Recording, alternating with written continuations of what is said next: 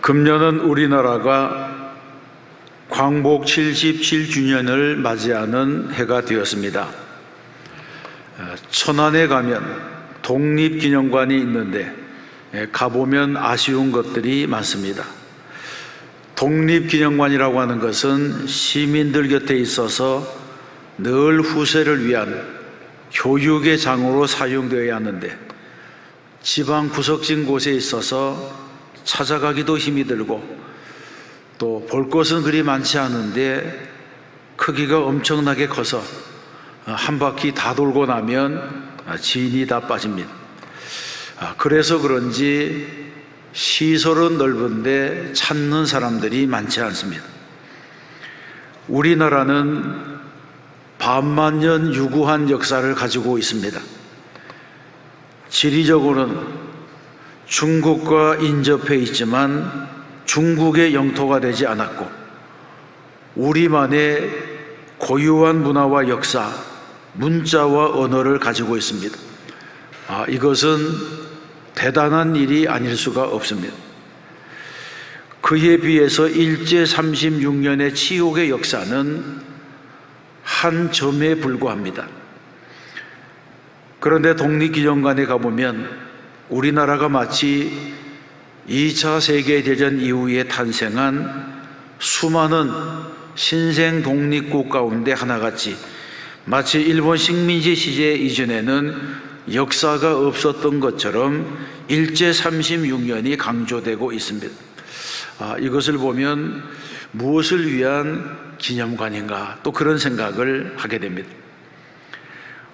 얼마 전 한일 관계를 벼랑으로 내몰았던 아베 신조 전 일본 총리가 비극적으로 생을 마감했습니다. 특별히 아베 신조 전 수상은 총리의 자격으로 태평양 전쟁의 전범들이 합사되어 있는 야스쿠니 신사를 꾸준히 참배해서 주변국들을 불편하게 했습니다. 야스쿠니 신사는 일본에 있는 8만여 개의 신사 중에 가장 규모가 큰 신사로 국가 종교시설과도 같습니다. 그곳에는 246만 6천위의 전몰자가 봉안되어 있고 특별히 그 전몰자 가운데 90%가 2차 세계대전 태평양 전쟁의 전사자들입니다. 그 중에는 도조 히데키 전 총리를 비롯한 전쟁을 직접 이끌었던 14명의 A급 전병이 호국의 신으로 합사되어 있습니다. 이것은 마치 독일 베를린에 히틀러의 추모 장소를 만들고 나치 전범들의 안식처를 만든 것과도 같은 일입니다. 이 야스쿠니 신사의 경내에 있는 유슈칸이라고 하는 2층 건물에 전쟁 기념관이 있습니다. 그 기념관 안에는 태평양 전쟁 당시 일본군이 사용했던 각종 무기류와 유물, 유품 총 10만여 점의 전시물이 있습니다. 전시품 중에는 6탄 돌격대였던 가미가제 특공대가 사용했던 제로센 전투기, 1인용 인간 어뢰 잠수정인 가이텐 등 태평양 전쟁을 미화시키고 찬양하는 온갖 전시물들이 있습니다. 그곳에 가면 2층에 한국 사람 2사람의 이름이 있습니다. 한 사람은 한일 병합의 주인공인 이완용인데 이완용과 이등방문의 사진이 나란히 걸려 있습니다. 다른 한 사람은 이 이등방문 이토 히로부미를 총살한 안중근 의사의 사진입니다. 안중근 의사의 사진 밑에는 메이지 42년 10월 26일 중국 하얼빈역에서 이토 히로부미 총감 한국의 독립운동가 안중근에 암살되다 이런 기록이 적혀져 있습니다. 또 이 유스칸 전쟁 기념관에는 가미가제 자살 특공대로 죽은 6천여 명의 이름을 기록해 놓고 그 정신과 위협을 후세에 전하고자 한다, 이런 기록을 해놓았습니다. 그들의 죽음이 자랑스럽다는 것입니다. 야스쿠니 신사 어디에도 전쟁 범죄에 대한 참여나 반성이 없습니다. 이런 이웃과 함께 산다고 하는 것은 우리에게 크나큰 불행이 아닐 수가 없습니다. 일본이 우리에게 저지른 죄악들이 많이 있는데 그 중에 대표적인 세 가지가 있습니다. 첫 번째는 철저한 식민 통치입니다. 일본 제국주의는 나라를 통째로 말아먹은 것이 성이 차지 않아서 언어와 문화까지 말살시키려고 했습니다.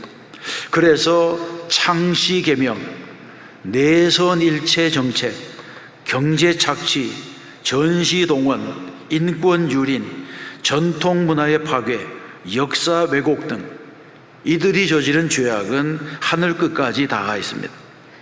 그런데도 진정한 사죄를 하지 않습니다. 이런 행동이야말로 일본이 경제적으로는 성공했는지 모르지만 인류가 되지 못하고 이웃 나라로부터 멸시를 받는 원인이 되고 있습니다. 두 번째는 우상 숭배의 강요입니다.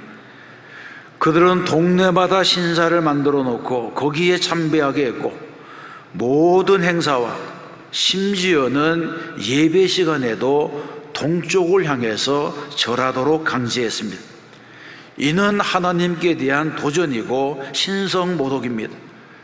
그래서 한국 교회에는 수많은 순고자가 나왔고 교회가 불타고 미션 스쿨이 문을 닫기도 했습니다. 이런 죄악은 하나님을 향한 신성모독의 죄이기 때문에 결국에는 불의 심판을 받고 망하고 만 것입니다. 세 번째는 교회 말살 정책입니다. 3.1 만세 운동 이후에 수많은 교회의 지도자들이 처형을 당하거나 또 박해를 받았습니다. 2차 세계대전 막바지 때에는 교회의 종까지 떼어다가 전쟁 물자로 사용했습니다. 일본 제국주의자들은 예배를 방해하고 설교를 제한하고 성경을 군데군데 뜯어내고 출애굽기 구절들은 먹칠을 하고 심지어는 교회 출입을 봉쇄하기도 했습니다. 그러다가 결국에는 패망의 길로 가고 만 것입니다. 일제 36년은 우리 민족에게는 암흑기와도 같았습니다. 이런 암흑기에 비하면 8.15 해방은 하나님께서 우리 민족에게 주신 은혜의 선물입니다. 하나님께서 뜻밖의 때에 해방과 독립의 은혜를 주셔서 오늘의 자유 대한민국을 이 땅에 세워주셨습니다. 그리고 민족의 고난과 아픔을 같이 한 교회를 축복해 주셔서 세계 선교 역사의 유래를 찾아볼 수 없는 부흥을 이루게 하셨습니다. 한국 교회가 부흥하고 성장하는 그때에 대한민국도 함께 부흥하고 성장한 것, 이것은 하나님이 주신 축복이라고 할 수 있습니다. 여러분 돌아보면 모든 것이 하나님의 은혜입니다. 물론 아직 북녘 땅 절반이 얼어붙은 동토의 땅으로 남아있지만 불언간 남북한이 평화롭게 통일되는 그날 놀라운 축복의 미래가 우리에게 열려질 줄로 믿습니다. 오늘의 본문에서는 종과 자유인에 대해서 말씀하고 있습니다. 이 본문의 말씀은 우리에게 어떤 교훈을 주고 있습니까?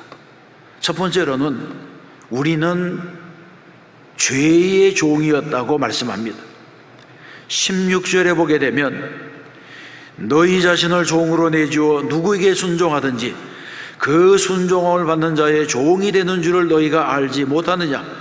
혹은 죄의 종으로 사망에 이르고 혹은 순종의 종으로 의에 이르느니라. 이렇게 말씀하시고 이어지는 17절에서는 너희가 본래 죄의 종이더니 이렇게 말씀합니다. 여러분, 종의 신분은 무엇에 복종하느냐에 따라서 결정이 됩니다. 물질에 복종하면 물질의 종이 되고 사람에게 복종하면 사람의 종이 되고 마찬가지로 하나님의 법에 복종하면 하나님의 종이 되고 죄의 법에 복종하면 죄의 종이 되는 것입니다. 실제로 인간은 죄를 범하는 순간 자유를 잃어버리고 죄의 종이 되었습니다.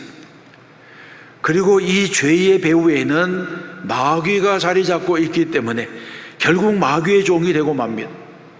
문제는 그 결과입니다.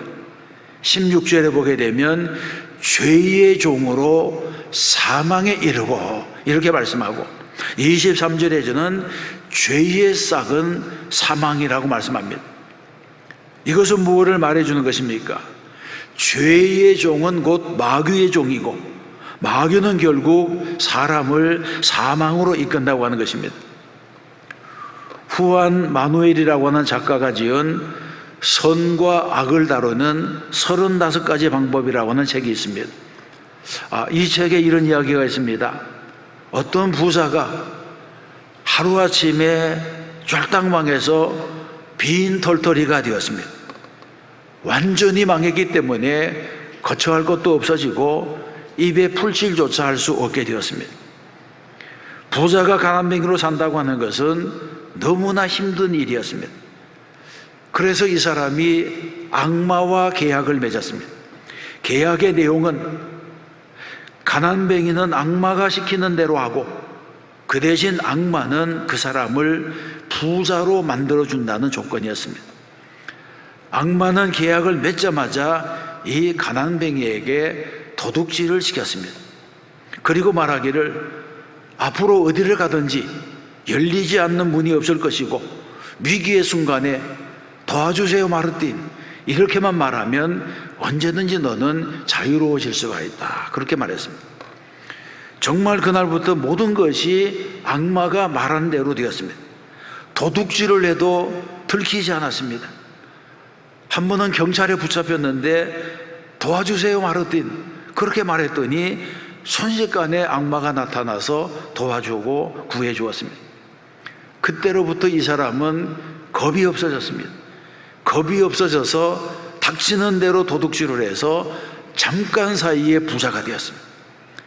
또 한 번 경찰에 붙잡혔는데 그때는 악마가 조금 늦게 와서 구해주었습니다.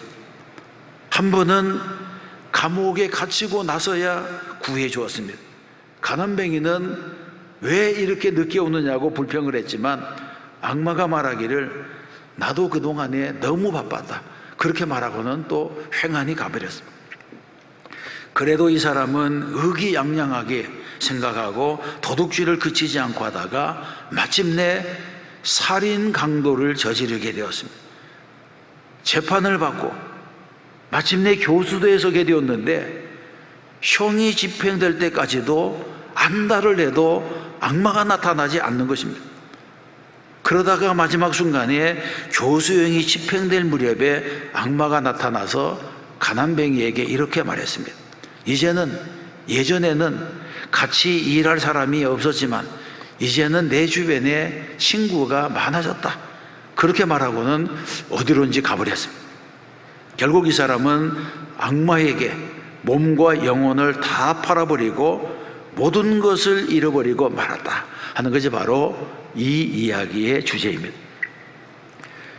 여러분, 죄가 그렇습니다. 하나님의 법을 한 번, 두 번 어기는 것으로 시작해서 마침내는 하나님을 등지게 됩니다. 주일 성수도 그렇습니다. 어쩌다 한번 주일에 빠지면 가슴이 벌렁벌렁하고 하루가 불안하고 일주일 내내 뭔가 안 좋은 일이 있을 것 같은 그런 죄책감이 듭니다. 그러나 주일을 습관적으로 빠지게 되면 면역이 생겨서 무감각해지고 오히려 주일날 교회에 나오면 마치 안 올 때를 온 것 같은 느낌을 가지게 됩니다. 이것은 서서히 사탄의 종이 되어가고 있다고 하는 증거입니다. 죄의 종이 되면 그렇게 됩니다. 과거 우리나라가 망하고 일본의 식민지가 될 때에 나라는 위로부터 아래까지 온통 부패하고 썩었습니다. 왕은 무능하고 정치인들은 부패했고 빈부의 격차는 커서 빈익빈 부익부가 만연했고 백성들은 다 소망을 잃어버렸습니다. 조선이라고 하는 나라가 뿌리부터 썩어서 그냥 넘어진 것입니다. 지금 우리나라는 여당과 야당, 보수와 진보가 진흙탕에서 싸우고 있습니다. 세계의 정세는 러시아와 우크라이나의 전쟁, 미국과 중국의 패권 전쟁, 세계 경제의 침체, 북한의 핵무장 등으로 정신없이 돌아가는데 우리만 한가합니다. 우리는 구한말 때와 같이 초가 삼간 다 타도 빈대가 죽어서 좋다, 못 먹는 감 찔러나 보자, 이런 심보를 가지면 안 됩니다. 이런 짓은 분열과 망국으로 가는 길이고, 이런 짓은 중국과 북한, 일본이 어부지리를 얻게 하는 일이 되고 마는 것입니다. 여러분, 우리는 5,000년 역사 속에 이제 겨우 허리를 펴고 살만하게 되었는데 차려진 밥상을 둘러엎는 일을 해서는 안 됩니다. 인간의 탐욕과 집단 이기심, 인간의 죄성은 끝이 없습니다. 그래서 몸은 해방되었지만 다시 죄의 종으로 잡혀가는 사람들이 많이 있는 것입니다. 그러므로 우리는 죄에서 해방되어 의의 종이 되어야 합니다. 19절에서 말씀합니다. 죄로부터 해방되어 의에게 종이 되었느니라. 아멘. 이 말씀에는 몇 가지 메시지가 있습니다. 본래 우리는 하나님의 자녀였는데 죄를 짓고 난 이후에 죄의 종이 되었습니다. 그런데 예수님께서 십자가에 달리셔서 피를 흘리시고 우리의 모든 죄값을 치르시고 다시 우리를 하나님의 자녀가 되게 하셨습니다. 이것을 본문에서는 죄로부터 해방되어 의에게 종이 되었느니라, 이렇게 말씀하고 있는 것입니다. 죄의 종에서 해방되어서 하나님의 종이 되고 의의 종이 되었습니다. 그래서 12절과 13절에 보게 되면 죄가 너희 죽을 몸을 지배하지 못하게 하고 너희 지체를 불의의 무기로 죄에게 내어주지 말라고 말씀하고 있습니다. 그렇습니다. 일제의 식민지에서 해방된 민족이 다시 노예의 멍에를 낼 수 없는 것처럼 죄에서 해방된 우리가 다시 죄의 종이 될 수는 없습니다. 그러므로 우리는 다르게 살아야 됩니다. 어떻게 살아야 됩니까? 이것이 바로 우리가 해야 될 결단입니다. 내가 누구의 도구가 되느냐 하는 것입니다. 내가 가진 건강과 재물, 내가 받은 축복과 은혜, 내가 가진 모든 것들을 무엇을 위해 사용하는가가 중요합니다. 하나님의 영광을 위해서 쓰게 되면 의의 종이 되고, 마귀를 위해서 쓰게 되면 죄의 종이 됩니다. 그러므로 내가 어떻게 살아가느냐에 따라서 하나님의 종이 되기도 하고 마귀의 종이 되기도 하는 것입니다. 우리는 하나님의 종이 되고 하나님의 도구가 되고 죄에서 해방된 의의 종으로 살아가야 할 줄로 믿습니다.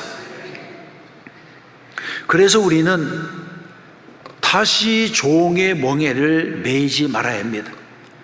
13절에서는 너희 지체를 의의 무기로 하나님께 드리라, 이렇게 말씀했고, 19절에서는 이제는 너희 지체를 의의 종의 의에게 종으로 내어주어 거룩함에 이르라고 말씀했습니다. 갈라디아서 5장 1절에서도 다시는 죄의 종의 멍에를 매지 말라고 말씀했습니다. 종이 되려면 의의 종이 되어야 한다고 하는 것입니다. 그러면 우리는 어떻게 의의 종이 될 수 있습니까? 17절로 18절에서 말씀합니다. 하나님께 감사하리로다. 너희가 본래 죄의 종이더니 너희에게 전하여 준 바 교훈의 본을 마음으로 순종하여 죄로부터 해방되어 의에게 종이 되었느니라. 아멘. 이 말씀은 무엇을 말해주고 있습니까? 죄의 종이 변하여 의의 종이 되는 데는 하나님의 말씀을 마음으로 순종하는 결단이 필요하다는 것입니다. 그래서 너희에게 전하여 준 바 교훈의 본을 마음으로 순종하면 의의 종이 된다고 말씀하고 있습니다. 그렇습니다. 많은 지식보다 실천이 중요하고 하나님의 말씀에 순종하고 실천하는 결단이 필요합니다. 우리나라가 잘된 것은 우리의 열심만으로 잘된 것이 아닙니다. 하나님의 은혜로 된 것입니다. 여러분, 세계 도처에는 열심히 살아도 안 되는 나라, 안 되는 개인들이 많습니다. 그러므로 우리는 하나님의 은혜를 기억하고 다시는 죄의 멍에를 매면 안 된다는 것입니다. 한 번 마약의 맛을 들인 사람은 마약을 끊기가 힘듭니다. 이름만 대면 알만한 유명인들이 거듭 마약사모로 체포되는 것은 이 마약의 중독성 때문입니다. 한 번 중독되면 끊을 수가 없습니다. 그래서 연예인들, 재벌의 자녀들, 심지어는 의사들까지도 코카인, 헤로인, 요즘은 우유주사로 알려진 마치 이제 프로포폴 이런 것을 사용하다가 적발되고 구속되기도 합니다. 이런 사건을 통해서 우리는 마약 중독이 얼마나 무서운가를 알 수 있습니다. 한 번 중독되면 두면 끊을 수가 없는 마약의 종이 됩니다. 마찬가지로 죄에도 중독성이 있습니다. 죄에도 중독성이 있어서 이 죄는 자기를 파괴하면서까지도 끊지 못합니다. 옛말에도 바늘도둑이 소도둑 된다고 하는 말이 있는 것처럼 죄의 종이 되면 마귀의 노예가 되고 맙니다. 그러므로 우리는 하나님의 종이 되어야 할 줄로 믿습니다. 다시는 죄의 멍에를 메고 마귀의 하수인으로 살아가서는 안 됩니다. 종살이에서 해방된 사람들은 노예 근성을 끊어버려야 됩니다. 자꾸 과거로 돌아가려고 하는 습관에서 벗어나야 됩니다. 이미 얻은 자유를 빼앗겨서는 안 되는 것입니다. 그러기 위해서 우리는 무엇부터 실천해야 될지를 곰곰이 생각해야 됩니다. 혹시 나의 삶 속에 이것이 없으면 안 된다 이렇게 생각하고 붙들고 있는 것이 있습니까? 무언가 나를 얽매이게 하는 잘못된 소원, 잘못된 습관, 그런 것들이 있습니까? 그렇다면 이런 것들을 처리해야 됩니다. 어떤 중독 때문에 자유롭지 못하고 나쁜 습관인 줄 알면서도 스스로 끊어낼 수 없다면 그것은 나의 경건 생활을 파괴하는 것이 되고 의의 종이 되는 것을 방해하는 장애물이 되고 그것 때문에 결국에는 실패하는 삶을 살게 되는 것입니다. 사랑하는 성도 여러분, 우리나라는 서로 싸우다가 나라를 잃어버린 과거가 있습니다. 동인과 서인, 노론과 소론, 사색 당쟁에 나라가 망하는 것을 모르고 물고 뜯고 싸우다가 세계 지도에서 조선이 사라졌습니다. 그래서 외놈들의 종이 되어서 징병, 징용, 종군위안부로 남의 전쟁에 피 흘리고 죽고 수치를 당했습니다. 그때도 정치하는 사람들은 제일 먼저 변절하여 매국노들이 되었습니다. 나라가 망하든 말든 백성들의 등골을 빼먹던 자들은 정치하던 자들이었습니다. 또 해방 이후에는 동족 상잔의 이념 전쟁의 희생물이 되어서 200만 명 이상 죽어나가는 전쟁을 경험했습니다. 동서냉전의 주인공은 미국과 소련인데 우리가 대리전쟁을 해서 서로 죽고 죽이고 다 부서져서 잿더미가 되었습니다. 국력이 약했기 때문에 이념 대결에 목숨을 걸었기 때문에 너무 무지했기 때문에 당한 것입니다. 이런 때에 한국교회는 중심을 잡아야 됩니다. 나라를 다 부서뜨리면서도 자기 이익만 쫓아다니는 사기꾼들의 말에 속아서는 안 됩니다. 나라가 무너지면 영남과 호남이 무슨 소용이 있고, 이단과 전환이 무슨 소용이 있고, 진보와 보수가 무슨 소용이 있겠습니까? 나라가 온전해야지 그런 배부른 타령도 할 수 있는 것입니다. 베트남은 월맹에 의해서 적화가 되고 난 다음 남쪽 사람들은 모두가 이류 시민이 되었습니다. 그리고 베트남 시절에 공무원, 교사, 경찰, 군인, 경제인, 종교인, 지식인들은 다 붙잡혀가서 수년간 사상개조 교육을 받았고, 지금도 북쪽 사람들의 감시를 받으며 살아갑니다. 지금도 남쪽에 있는 모든 관공서, 중요한 지책은 전부 다 북쪽 사람들이 차지하고 있습니다. 교회와 성도들은 정신을 차리고 기도해야 됩니다. 어찌 한 우물에서 쓴물과 단물이 나오겠습니까? 어찌 그리스도와 벨리알이 조화를 이룰 수 있겠습니까? 어찌 한 몸으로 하나님의 종이 되고 마귀의 종이 될 수 있겠습니까? 어찌 기도하고 찬양하는 입으로 축복과 저주의 말을 함께 쏟아 놓을 수 있겠습니까? 국가가 되었든 개인이 되었든 악한 세력의 종이 되어서는 안 됩니다. 똑같이 해방이 되었지만 북한은 여전히 사탄의 종, 죄의 종, 폭력과 불의의 종에서 벗어나지 못하고 있습니다. 주인만 바뀐 종살이를 계속하고 있는 것입니다. 또 일본은 어떻습니까? 그들에게는 회개가 없습니다. 일본에는 문화 자체, 정신세계 자체에 회개라고 하는 개념이 없습니다. 그래서 지금 비록 경제적으로 앞서 있지만 그들은 소망이 없는 민족입니다.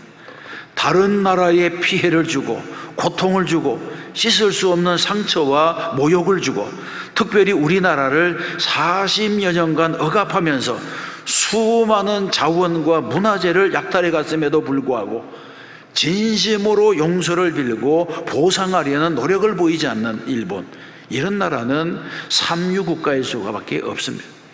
그들은 절대로 인류 국가가 될 수가 없습니다. 그에 비하면 우리에게는 소망이 있습니다.